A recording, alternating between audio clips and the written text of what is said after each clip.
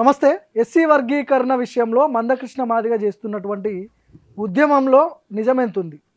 మాదిగలను వాడుకొని బీజేపీ మందకృష్ణను ముందు పెట్టి భవిష్యత్తులో తెలంగాణలో పాగా వేయడానికి ఇట్లాంటి ప్రయత్నాలు చేస్తుందని చెప్పి కొంతమంది మాట్లాడుకుంటారు. ఎంఆర్పిఎస్ సంబంధించిన నాయకులే చాలామంది మాట్లాడుతుంటారు. మొన్నటి వరకు వరుస ప్రెస్ మీట్లతో మందకృష్ణ మాదిగ తెలంగాణలో ప్రెస్ మీట్లు పెట్టడం, వర్గీకరణ అమలు చేయాల్సిందే, వర్గీకరణకు ఎవడు అడ్డం పడ్డా ఇది ఆగదని చెప్పి బహిరంగంగా మాట్లాడిండు. సో మొన్న అసెంబ్లీలో ఈ వర్గీకరణ చర్చకు వచ్చింది. ఆల్మోస్ట్ దాదాపు వర్గీకరణ అమలవుతుందని చెప్పి రేవంత్ రెడ్డి కూడా మందకృష్ణకి, మాదిగ సామాజిక వర్గానికి, ఎస్సీ కులాలకు సంబంధించిన వాళ్ళందరికీ కూడా ఒక హామీ ఇచ్చిండు. ఇప్పుడు మందకృష్ణ దుకాణం బంద్ అయిపోతుంది, ఈ వర్గీకరణతో ఆయన కనుమరుగైపోతున్నాడు అని చెప్పి చాలామంది మాట్లాడుకుంటున్నారు. ఇవన్నీ డిస్కస్ చేయాల్సిన అవసరం ఉంది. నాతో పాటు ఎంఆర్పిఎస్ వ్యవస్థాపకులు, జనరల్ సెక్రటరీ సతీష్ మాదిగ గారు ఉన్నారు. మాట్లాడు. నమస్తే సతీష్. మందకృష్ణ చేస్తున్నటువంటి ఉద్యమం ఫేక్ ఉద్యమం. భవిష్యత్తులో మందకృష్ణ ఇక్కడ ఒక పార్టీని ఇక్కడ బలోపేతం చేయడానికి ఆయన ప్రయత్నాలు చేస్తున్నాడని చెప్పి ఒక చర్చ ఉంది. మీరు కూడా ఎంఆర్పిఎస్లో ఆయనతో చాలా రోజుల నుంచి గతంలో చాలా రోజులు పనిచేశారు. ఏంటి దీని గురించి ఏం చెప్పదలుచుకున్నారు మీరు? అసలు వాస్తవానికి ఎస్సీ వర్గీకరణ అనే ఉద్యమము పవిత్రమైన ఉద్యమం. అది మొట్టమొదట సదాలక్ష్మి గారు, స్వర్గీయ సదాలక్ష్మి గారు, కాంగ్రెస్ పార్టీ ఎమ్మెల్యే గారు, ఆమె ఆదిజాంబ అరుంధతి బంధు సేవ మండలి అనే పేరుతోన ఒక ఉద్యమాన్ని నడిపింది 10 సంవత్సరాలు. ఆ తర్వాత మందకృష్ణ మాదిగ గారు 1994 జూలై 7వ తారీఖు నాడు ఆంధ్రప్రదేశ్ రాష్ట్రంలో ప్రకాశం జిల్లాలో ఈ యొక్క ఎంఆర్పిఎస్ మాదిగ రిజర్వేషన్ పోరాట సమితి అనే పోరాటం మాదిగ హక్కుల దండోరా అనే పేరుతో ఆరంభమైంది. అది ఒక 2 సంవత్సరాలు ఆంధ్ర ప్రాంతం, రాయలసీమ ప్రాంతంలో తిరిగింది. తర్వాత 1996 మార్చి 2వ తారీఖు నాడు హైదరాబాద్లో భారీ ఎత్తున 4 లక్షల మందితో సభ పెట్టినాం మేము. ఓకే. కృష్ణమాదిగ గారు మేమంతా మీరంతా అప్పుడు కలిసే ఉన్నారు. ఆయన ప్రెసిడెంట్, మీరు జనరల్ సెక్రటరీ. ఓకే. అయితే చంద్రబాబు నాయుడు గారు వర్గీకరణ చేశారు. ఎప్పుడు 1999లో. దానికి చట్టం వచ్చింది 2000లో. అప్పుడు ఈ యొక్క 59 కులాలు ఏవైతే ఉన్నాయో justice Ramachandra Raju commission, justice Ramachandra Raju గారి కమిషన్, ఇప్పుడు షమీ అఖ్తర్ గారి కమిషన్ ఏంటనో ఆ రోజు జస్టిస్ రామచంద్రరాజు గారి కమిషన్, ఆ కమిషన్ ప్రకారం ఈ 4 భాగాలుగా ఏబిసిడి చేయడం జరిగింది. ఆ రోజు జరిగిన వర్గీకరణ ఏంటంటే ఈ స్కావెంజర్స్ కులాలు ఏవైతే ఉన్నాయో, ఈ స్కావెంజర్స్ కులాలు 12 కులాలు ఏ గ్రూప్లో పెట్టారు. అంటే ఫర్ ఎగ్జాంపుల్ రెల్లి గ్రూప్, ఇది రెల్లికి సంబంధించుకుని 12 కులాలను ఏ గ్రూప్లో పెట్టారు. అదే రకంగా బి గ్రూప్, మాదిగ చర్మకార వృత్తి కలిగిన కులాలను 18ని ఏ గ్రూప్, బి గ్రూప్లో పెట్టిండు. అదే రకంగా మాల ఓరియంటెడ్ లింక్తో ఉన్న కులాలను కలుపుకొని వ్యవసాయం కూలీలుగా ఉన్న వీళ్ళను సి గ్రూప్లో 25 కులాలు పెట్టారు. అతను డి గ్రూప్లో ఆది ఆంధ్ర, ఆది ద్రావిడ, మిథులాయల్వార్ అని వీళ్ళే ఐఏఎస్లు, ఐపీఎస్లు, గ్రూప్ 1 ఆఫీసర్లు, సుప్రీంకోర్టు జడ్జీలు, హైకోర్టు జడ్జీలు, ఈ 4వ గ్రూపే వీళ్ళని వర్గీకరణ చేయడం జరిగింది. అయితే ఇది కొట్టుడు పోయింది. వాస్తవానికి ఇది 2004లో చెన్నయ్య గారి కేసు విషయంలో కొట్టుడు పోయింది జరిగింది. అయితే ఇది కొట్టు వేసినప్పుడు 5గురు జడ్జీలు, 5గురు జడ్జీలు ఏమన్నారు, ఈ వర్గీకరణ ఆర్టికల్ 341కు విరుద్ధం, అదే రకంగా 14ను సామాజిక న్యాయాన్ని కూడా విస్తరించుకొని చేసింది కనుక దీన్ని టచ్ చేయకుండా, ఆర్టికల్ 341 టచ్ చేయకుండా వర్గీకరణ చేసింది కనుక ఇది చెల్లదు అని ఇచ్చింది. ఆ తర్వాత ఇక్కడ సుప్రీంకోర్టులో ఎప్పుడైతే 2004లో కేసు కొట్టుడు పోయిందో, కొట్టుడు పోయినప్పుడే పంజాబ్లో 1975 నుంచి వర్గీకరణ జరుగుతుంది. అది కూడా దీంతోనే బంద్ అయిపోయింది, కొట్టుడు పోయింది. ఇప్పుడు 30 ఏళ్ల నుంచి మందకృష్ణ మాదిగ వర్గీకరణ కోసం కొట్లాడుతున్నాడు. తెలంగాణలో కూడా వర్గీకరణ చేయాల్సిందే, మా సామాజిక వర్గాన్ని, అంటే ఒకప్పుడు నేను మాదిగోని అని చెప్పుకోవడానికి సిగ్గుగా ఉండేది, ఇప్పుడు నేను మాదిగా అని చెప్పుకొని గర్వంగా చెప్పుకుంటున్నా, ఇట్లాంటి పరిస్థితులు తీసుకొచ్చింది నేను కాదా, మందకృష్ణ కాదా అని ఆయన మాట్లాడుతున్నాడు. ఈ ఉద్యమంలో నిజమెంతుంది? వర్గీకరణ కావాలని కొట్లాడుతున్నాడా, కొట్లాడినట్టే యాక్ట్ చేస్తున్నాడా? ఇప్పుడు మొట్టమొదటి వాస్తవానికి వర్గీకరణ కావాలని కొట్లాడాడు, అది నిజమే. కాబట్టి అన్ని రాజకీయ పార్టీలు, ఇప్పుడు తెలుగుదేశం పార్టీ వర్గీకరణ చేసే సమయంలో తెలుగుదేశం పార్టీకి సపోర్ట్ ఇచ్చిండు. ఆ తర్వాత కాంగ్రెస్ పార్టీ అధికారంలోకి వచ్చిన తర్వాత వర్గీకరణ చేసే పరిస్థితి వచ్చినప్పుడు కాంగ్రెస్ పార్టీ కూడా మద్దతు చేశారు. అయితే ఈ రెండు పార్టీలు అయిపోయినాయి. వాస్తవానికి కాంగ్రెస్ పార్టీకి మేము మద్దతు చేసినప్పుడు ఉషా మేర కమిషన్ వేసిండు రాజశేఖర రెడ్డి గారు 2004లో కేసు కొట్లు పోయినప్పుడు. ఆ తర్వాత మళ్ళీ 2004లో ఎప్పుడైతే కొట్టువేతకు గురైందో ఆ తర్వాత పంజాబ్ రాష్ట్రంలో వర్గీకరణ కొట్టువేతకు గురి అయితే అప్పుడు దేవేందర్ సింగ్ అనేట ఆయన 7 ధర్మాసనం దాని మీద అక్కడున్న పంజాబ్ రాష్ట్ర గవర్నమెంట్ ఏం చేసిందంటే సుప్రీంకోర్టు కేసు వేసింది. 20 ఏళ్ళు నడిచింది అది మొన్నటి దాకా. 20 ఏళ్ళు అప్పటిదాకా మందకృష్ణ సుప్రీంకోర్టు పోలే. సుప్రీంకోర్టు పోయింది, పంజాబ్ రాష్ట్రం పోయింది. ఎందుకొరకంటే పంజాబ్ రాష్ట్రంలో కూడా ఈ సుప్రీంకోర్టు తీర్పు మూలన అక్కడ ఆగిపోయింది వర్గీకరణ. కనుక అక్కడి రాష్ట్ర ప్రభుత్వానికి కోపం వచ్చి సుప్రీంకోర్టు పోయింది. పోయి మాకు వర్గీకరణ కావాలని చెప్పేసి 7 ధర్మాసనం కేసు నడిపించింది. 20 ఏళ్ళు నడిపించింది. మందకృష్ణ ఇంప్లీడ్ కాలే. లాస్ట్ 9 ఇంప్లీడ్ ఎప్పుడైండు? మొన్న ఎలక్షన్స్ సమయంలో, మొన్న 23 ఎలక్షన్స్ అసెంబ్లీ ఎన్నికల్లో దానికి నరేంద్ర మోడీని ఇక్కడికి పిలిచాడు. 10 లక్షల మందితో సభని నిజాం కాలేజ్ గ్రౌండ్ పెట్టిండు.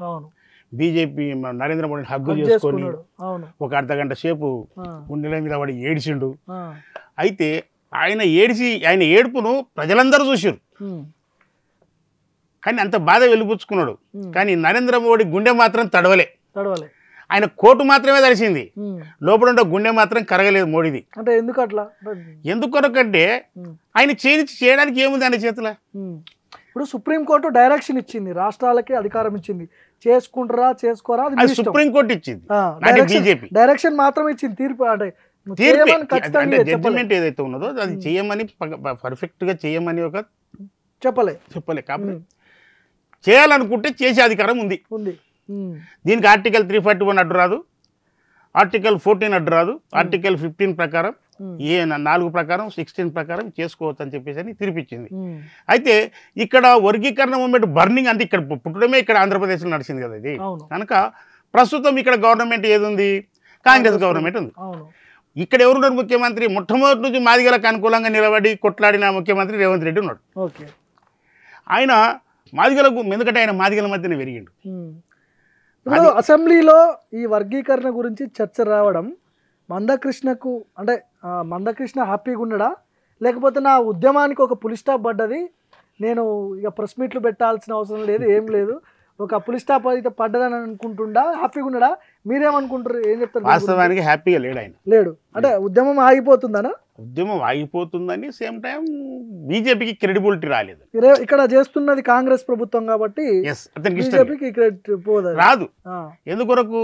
ఇక్కడ రాష్ట్రంలో గవర్నమెంట్ లేదు. నిజంగానే బీజేపీకి క్రెడిబిలిటీ రావాలి అనుకుంటే భారతదేశంలో 18 రాష్ట్రాల్లో ఉంది డైరెక్ట్ గా. పక్కన మహారాష్ట్రలో కూడా ఉంది, అక్కడ వర్గీకరణ చేసి. పక్కన ఆంధ్రప్రదేశ్లో కూడా ఉంది. ఇప్పుడు మాల సామాజిక వర్గానికి సంబంధించిన నాయకులు ఏమంటారు అంటే, నువ్వు నిజంగా బీజేపీకి వర్గీకరణ చేయాలనిపిస్తే పార్లమెంట్లో బిల్లు పెట్టండి, చట్టం చేయండి రాజ్యాంగబద్ధంగా అని చెప్పి వాళ్ళు డిమాండ్, అంటే ఒక ఛాలెంజ్ చేస్తున్నారు. అది నిజమైన ఛాలెంజ్ అని ఎట్లా చూడొచ్చు దాన్ని? అది నిజమైన ఛాలెంజ్ కాదు, కానీ వాస్తవానికి భారతీయ జనతా పార్టీకి మందకృష్ణ మాదిగ అనుకూలంగా ఉన్నాడు కనుక, ఆయన సపోర్ట్గా ఉన్నాడు కనుక. ఇంకోటి పదే అంటుంటాడు, నరేంద్ర మోడీ గారిని వర్గీకరణ కోసం నేను నరేంద్ర మోడీ గారిని కలవకపోతే ఇంకెవరిని కలవాలి అంటాడు ఆయన. వర్గీకరణ కోసం నరేంద్ర మోడీని కాకపోతే ఇంకెవరిని కలవాలి అంటాడు ఆయన. అన్నప్పుడు సార్ నేను నరేంద్ర మోడీకి నీకు చాలా దగ్గర సంబంధం ఉంది, ఓకే డన్. ఆర్టికల్ 341 రద్దు చేసి దేశవ్యాప్తంగా కూడా ఒకేసారి వర్గీకరణ చేసి, అదే రకంగా కేంద్ర ప్రభుత్వం రిజర్వేషన్ కూడా వర్గీకరణ చేసే అవకాశం వస్తుంది. ఆర్టికల్ 341 రద్దు చేస్తే మళ్ళీ జయించవచ్చు కదా మందకృష్ణ. సుప్రీంకోర్టు చెప్పింది ఆర్టికల్ 341 ఈ వర్గీకరణకు అడ్డు కాదు, చేసుకోవచ్చు. ఎందుకంటే ఆర్టికల్ 341 ఒక కులాన్ని తీసేసినా ఒక కులాన్ని కలిపినా ఆర్టికల్ 341 వర్తిస్తుంది. కనుక ఈ వర్గీకరణలో ఆర్టికల్ 341 ఎలాంటి ఆస్కారం లేదు. ఇందులో నుంచి ఒకరిని తీయట్లేదు, ఒకరిని కలపట్లేదు.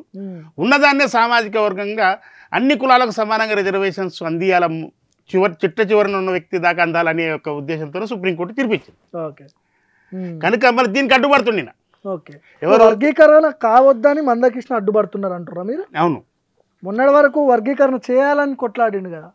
అయితే నేను ఎందుకొరకు ఈ అనుమానాన్ని వ్యక్తం చేస్తున్నంటే, ఇన్ని రోజులు ఎస్సీ వర్గీకరణ కోసం 30 సంవత్సరాల ఉద్యమం నడిచింది. ఏ రోజు కూడా ఒక్క మాల నాయకుడు వర్గీకరణకు సపోర్ట్ చేసి మాట్లాడలే. ఒకేలా ఒక స్వర్గీయ గద్దర్ గారు, కేజీ సత్యమూర్తి గారు, కత్తి పద్మరావు గారు, మన బొజ్జ తారకం గారు, వీళ్ళు వర్గీకరణకు అనుకూలంగా మాట్లాడింది. ఒక సామాజిక ఉద్యమ నేపథ్యం కలిగిన వ్యక్తులు కనుక వీళ్ళు వర్గీకరణకు అనుకూలంగా మాట్లాడడం జరిగింది. సంఘీభావ కమిటీకి, వర్గీకరణ సంఘీభావ కమిటీకి గద్దర్ చైర్మన్ కూడా ఒకప్పుడు.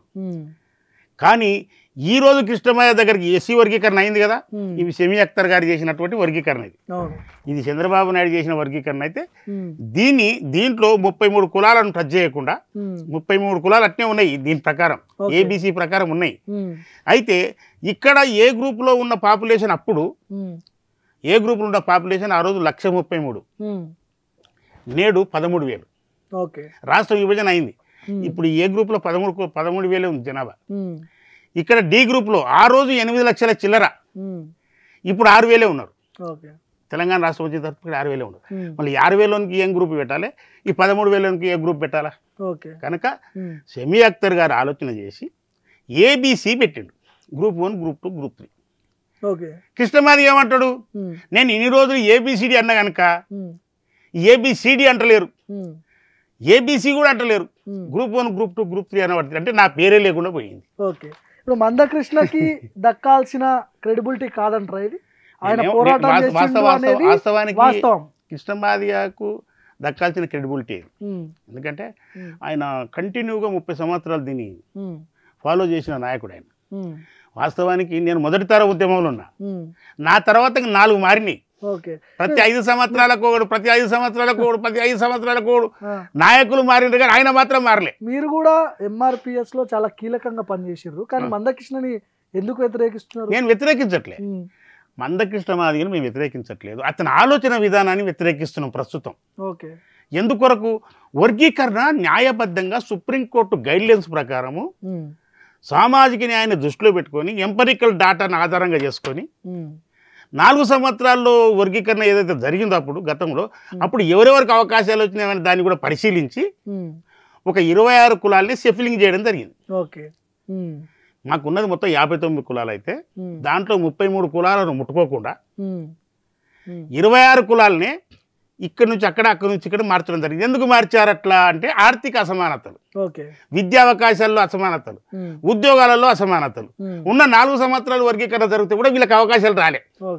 కనుక ఈ అవకాశాలు విద్యారంగంలో కానీ, ఉద్యోగ రంగంలో కానీ, ఆర్థిక అసమానతలనే కానీ ఎక్కడ కూడా పరిపుష్టిగా అమలైన పరిస్థితి లేదు. కనుక వీళ్ళ సెప్లింగ్ చేయడం జరిగింది. ఉదాహరణకు ఏంటంటే ఏ గ్రూప్ అనేది ఒక పూరి గుడిసె లాంటిది. పూరి గుడిసెలో జీవిస్తున్న మనుషుల కోసం ఏ గ్రూప్, పెంకుటీన్లలో జీవిస్తున్న వాళ్ళ కోసం బి గ్రూప్, డాబా ఇళ్లలో జీవిస్తున్న వాళ్ళ కోసం సి గ్రూప్. ఈ తేడా. ఇప్పుడు నేతకాని వెంకటేష్ లాంటి వాళ్ళు లేదు మాకు కూడా ఒక గ్రూప్ పెట్టాలి, 4th గ్రూప్ పెట్టాలి, మేము చాలామంది మెజార్టీలు నేతకాని వాళ్ళం ఉన్నాం, మేము మమ్మల్ని తీసుకుపోయి మాకు అన్యాయం చేసిండు రేవంత్ రెడ్డి మందకృష్ణ ఇద్దరు కలిసి అన్యాయం చేసిండు అని చెప్పి. మందకృష్ణ అన్యాయం చేసాడు అని లేడా, రేవంత్ రెడ్డి అన్యాయం చేసాడు. మందకృష్ణ పాత్ర లేదంటారా? మందకృష్ణ మాది పాత్ర ఎందుకు? ఆయన కూడా ఒక మెమోరాండం ఇచ్చాడు. పాత్ర ఉందని మాట్లాడుతున్నాడు. ఎవరు మాట్లాడుతున్నారు? నేతకాని వెంకటేష్, మందకృష్ణ ఇద్దరు మాట్లాడుతారు. వివేక్ వెంకటేష్ స్వామి అన్యాయం చేసిండు అని చెప్పి నేతకాని వెంకటేష్ మాట్లాడుతున్నారు. సో అది ఎట్లా చూస్తారు దాన్ని? ఇప్పుడు వివేక్ వెంకటేష్ స్వామి ప్రభుత్వాన్ని మ్యానిపులేట్ చేసే అంత ఉంటుందా వివేక్? తప్పదు. ఇంకోటి మ్యానిపులేట్ చేస్తే నిజంగా వర్గీకరణ అడ్డుకోవాలి. కృష్ణమాదిగ ఆ మాటల్లో చెప్తే ఎస్సీ వర్గీకరణను ఏఐసిసి ప్రెసిడెంట్ మల్లికార్జున ఖర్గే అడ్డుకుంటున్నాడు అని చెప్పిండు. ఉప ముఖ్యమంత్రి మన మల్లుబట్టి విక్రమార్క అడ్డుకుంటున్నాడు అని చెప్పిండు. అదే రకంగా వివేక్ వెంకట స్వామి కుటుంబం అడ్డుకుంటుందని చెప్పిండు. నిజంగా ఆయన మాటలు నిజమైతే వర్గీకరణ జరగద్దు, వర్గీకరణ జరగద్దు. కానీ వర్గీకరణ జరిగింది. నిజానికి వీళ్ళు ఎవ్వరు కూడా అడ్డుపడలే. పూర్తి స్థాయిలో అమలు కాలే కదా, ఓన్లీ అసెంబ్లీలో చర్చ వరకే ఇది జరిగింది. రేపు చట్టం అవుతుంది, రేపు చట్టం అవుతుంది. ఈ చట్టం రేపు మార్చి నెలలో సపరేట్ సెషన్స్ పెట్టి లేకపోతే బడ్జెట్ సెషన్స్ పెట్టి చేస్తామని చెప్పి ముఖ్యమంత్రి ప్రకటన చేశాడు. అయితే మందకృష్ణ ఏం చేశాడు? ఈ వర్గీకరణ సెమీ అఖ్తర్ గారు ఇచ్చిన వెంబడే ఫిబ్రవరి 4న కేబినెట్ సమావేశం అయింది, అసెంబ్లీలో దీన్ని పెట్టారు, ఓకే చేశారు. చట్టం మాత్రం మిగిలింది, చట్టం మిగిలింది అంతే. అయితే ఆ డాటా పేర్లు మొత్తం పేపర్లో వచ్చినాయి. ఓకే. పేపర్లో వచ్చిన తర్వాత మందకృష్ణ మాదిగ అంటాడు, ఇదేంది, ఇది ఇక్కడ పోయింది, ఇక్కడ వచ్చింది, ఇక్కడ నుంచి ఇక్కడ వచ్చింది, ఏంది ఇది, జంబ్లింగ్ జరిగింది, ఏం జరిగింది ఇడా, ఇటేం చేయండి, ఇది కాదు కదా ఇట్లా, అంటే ఇది ఎంపరికల్ డాటా ప్రకారం జరిగింది, ఓకే, యాసమయస్గా జరగలేదు, ఇది ఎంపరికల్ డాటా ఆధారంగా జరిగింది ఈ వర్గీకరణ. ఓకే. దాన్ని అర్థం చేసుకోకుండా ఇక వెంకటేష్ నేత వచ్చాడు. ఎవరి దగ్గరికి వచ్చిండు ఆయన? మందకృష్ణ దగ్గరికి వచ్చాడు. ఓకే. అన్న మాకు అన్యాయం అవుతుందన్న, మాల గ్రూపులో ఉంటే, సి గ్రూప్లో ఉంటే మాకు అన్యాయం అవుతుందన్న, మా కులము 1,33,000 జనాభా, 3 జిల్లాల్లో ఉంటాం మేము, వరంగల్, కరీంనగర్, ఆదిలాబాద్. మాకు వివేక్ వెంకట స్వామితోనే చాలా ప్రమాదం ఉంది, నేను ఎంపీగా నిలబడ్డా కూడా గెలవను, రాజకీయంగా మాకు అడ్డంకి అవుతారు వివేక్ వెంకట స్వామి, కనుక మేము ఆ గ్రూప్లో ఉండలేము. ఇది పొలిటికల్ గ్రూప్, పొలిటికల్ ఏబీసీ కాదు కదా, రాజకీయంగా కాదు, ఇది ఓన్లీ విద్యా ఉద్యోగ రంగాలనే ఈ వర్గీకరణ, రాజకీయంగా లేదు. అయితే ఆయన వివేక్ వెంకట స్వామి మీద కక్షతోన దాన్ని వ్యతిరేకిస్తూ, ఎందుకంటే వివేక్ వెంకట స్వామికి ఈ నేత కాని మాలోళ్ళు కూడా సపోర్ట్ ఉంది. ఎందుకొరకు అంటున్నా ఈ మాట, ఇదే వెంకటేష్ నేత కానీ ఈయన టీఆర్ఎస్లో ఎంపీ, మాజీ. అదే రకంగా బెల్లంపల్లి ఎమ్మెల్యే దుర్గం చిన్నయ్య, ఆయన కూడా నేత కానీ, వీళ్ళిద్దరు ఓడిపోయారు ఈసారి. కారణం ఏంది? నేత కానోళ్ళే ఓడిచ్చారు. నేత కానోళ్ళకు ఫోన్లు చేస్తే ఫోన్లు ఎత్తారని నేత కానోళ్ళు చెప్తుర్రు, నేత కానోళ్ళకు మాకు ఏం సాయం చేయలేదు వీళ్ళని చెప్తుర్రు, కనుక ఓడిచ్చారు. ఇంకొకటి, నీ జనాభా 1,33,000, కానీ మాలల జనాభా ఆ పార్లమెంట్లో 2,50,000. నీవెట్ట గెలుస్తావు ఆయన మీద? బాధిగలు కూడా సపోర్టు వివేక్ వెంకట స్వామికి. ఓకే. ఆ చట్ట రూపం దాల్చబోతుంది వర్గీకరణ, మొత్తానికి 30 ఏండ్ల కృషి ఇప్పుడు మీకు దక్కబోతుందని చెప్పి మాట్లాడుతున్నారు చాలామంది. ఎంఆర్పిఎస్ నేతలు మాట్లాడుతున్నారు, మాదిగ సామాజిక వర్గం నాయకులు. ఏం చెప్పదలుచుకున్నారు వర్గీకరణ? నేను ఏమంటున్నా అంటే, ఇప్పుడు ప్రజలకి ప్రభుత్వానికి ఏం చెప్పాలి? మాకు ఒకటే బాధ అనిపిస్తుంది. కృష్ణమాదిగ వాస్తవానికి మాదిగల కోసం కొట్లాడాడు. మాదిగల హక్కులను మాలలు దోసుకుపోయిందనే 30 ఏళ్ళ ఉద్యమం నడిచింది. కానీ ఇప్పుడు వర్గీకరణ అయిన సమయంలో ఈ లేనిపోని చిక్కులు పెట్టి మాదిగలకు న్యాయమైన వాట వచ్చింది. ఎందుకంటే ఇప్పుడు ఏ గ్రూపులో 7 కులాలు, గతంలో మాదిగ గ్రూపులు ఉన్నోళ్ళే, ఇక్కడ 1% ఉంది వాళ్ళకు, ఇక్కడ 9%, మొత్తం టోటల్గా ఇక్కడ 77% ఏ గ్రూప్లో వచ్చింది మాకు, ఇక్కడ 9% ఇక్కడ వచ్చింది. అంటే దాదాపుగా 10% రిజర్వేషన్ మాదిగలకు వచ్చినట్టే. ఓకే. ఇది కృష్ణమాదిగ కూడా తెలుసు. ఇప్పుడు 9% కాదు 12% కావాలంటుండు. ఎట్లా వస్తుంది అది? ఆల్రెడీ ఇంతకుముందు కొట్లాడింది 9%. అది అవుతుంది, 12% వస్తుంది. ఎట్లా వస్తుంది? 2026లో ఇప్పుడు ప్రస్తుత జనాభా కేంద్ర ప్రభుత్వం లెక్కేస్తే ఇప్పుడు 18% రిజర్వేషన్ వస్తుంది. 18% రిజర్వేషన్ వచ్చినప్పుడు 15% ఉంది, 3% యాడ్ అయితే 18 అవుతుంది. అప్పుడు మాకు 11 రావచ్చు. ఓకే. 12 రాదు, 11 మాత్రం వస్తుంది ఖచ్చితంగా. అట్లనే సి గ్రూప్ కూడా ఒకటి వస్తుంది, అదే రకంగా ఏ గ్రూప్ కూడా ఒకటి వస్తుంది. 3 ముగ్గురికి వస్తారు మళ్ళీ. అయితే ఇక్కడ ఒకటే బాధ మాకు అంత ఏంటంటే, కృష్ణమాదిగ ఉన్నట్టుగా ఉండకుండా ఈ వర్గీకరణను కాలయాపన చేయాలనే ఒక కుట్ర మొదలుపెట్టాడు. కనుకనే రేవంత్ రెడ్డిని పోయి కలిసి ఇది పొరపాటు జరిగిందని ఆయన చెప్తే ఆయన ఒకటే ఆలోచన చేసిండు, సరే ఏది ఏమైతే చట్టం కాలేదు కదా, ఇంకా ఒకసారి ఏదో నా ముందు చెప్పేదానికన్నా ఆ షమీ అఖ్తర్ గారి ముందు చెప్తే అయిపోతుందని చెప్పేసి ఆలోచన చేసి మందకృష్ణ మాదిగ గౌరవంతోన, ఆయన మీద ఉన్న గౌరవంతోన, ఆయన 30 సంవత్సరాల పోరాటాన్ని గౌరవించి ఒక అవకాశం ఇచ్చాడు. దానికి కృష్ణమాదిగ సద్వినియోగం చేసుకోవాలి, కానీ సద్వినియోగం చేసుకుంటూ దుర్వినియోగం చేసే కార్యక్రమం మొదలుపెట్టిండు ఆయన. చెడగొట్టే పని ఏం చెప్తున్నాయని ఇప్పుడు నిన్న ప్రెస్ మీట్లో చెప్పాడు క్లియర్ కట్గా. ఏమని? 57 కులాలు మీ రాష్ట్ర కమిటీలు ఉన్నాయో లేవో వాళ్ళందరూ రండి, నేను టైం ఇస్తా, 57 కులాల వాళ్ళు మీ యొక్క బాధలు చెప్పుకోండి షమీ అఖ్తర్ గారికి. అయితే ఈ పేపర్లో ఉంది క్లియర్గా, ఇది పట్టుకోండి. ఇదే 2011 సెన్సెస్. ఈ సెన్సెస్లో 17 మంది జనాభా ఉంది. ఏది? అనాముక్ అనే కులానికి 17 మందే. వీళ్ళకి ఎంత శాతం ఇవ్వాలి? 34 మందిలో. ఇట్లా 100 జనాభా దాటని కులాలు 10 ఉంటాయి ఇందులో. 100% అంటే 100 మంది లేని కులాలు 10 ఉంటాయి. అదే రకంగా 500 దాటని కులాలు 14 ఉంటాయి.